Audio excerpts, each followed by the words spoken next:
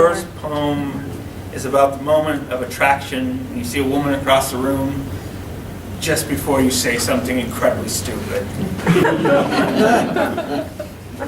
In the shimmering. I saw her in a shimmering line of light between the sound waves of steel guitar, the swirl and shuffle of high-flown skirts and low-tipped Stetsons. There she was, a shadow in a green dress, the dream before I heard her voice and time began. Logan, I tried to get my family here. I really couldn't get them. They're a far way off, but I do have my family here. I got my wife, and there's Susan and Star. Hi, guys. And the writers group, they're kind of my family. And when I lived in Salt Lake, I lived on Logan Avenue behind South City campus, and this was my family. I lived with my friend Mary and her 3 kids, and she adopted a 4th kid at 21. And I lived there for 9 months, and this is a story about before the Jazz lost the series. It was 1997, and they lost the Western Conference to the Portland Trailblazers. But this is the day they won. Stockton passes to Malone, and he drives the lane, and he flies, goddamn flies, over Betla Shrimp, while Hot Rod screams, rawhide Rolo, poetry, as the ball straight strings the basket with a metallic clang, a bowl through the gate.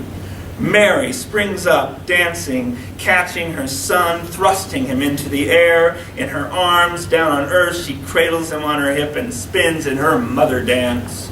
He grins with the great joy of 5. Champions, we spill into the rain, the warm shower after the game that scrubs the air clean. The kids spin, splashing and laughing, a centrifuge of pajamas. After the kids are down, we sit on the porch, basking in the afterglow. Downtown Salt Lake City, the spotlights are shut down, leaving the moon alone above the light haze. I take a drag, taste ozone. Mary hums Nirvana. And this last one is a poem I wrote in my advanced poetry class. It was antebellum. This is called Miranda Walks the Beach and Caliban Watches. I would be the sand between her toes. I would be wrapped in layered mats of hair, or cling upon her calf like damp canvas cloth. I would have devoured her fear like a fat-bellied toad as she stood before the blasted elm, shivering at her father's power.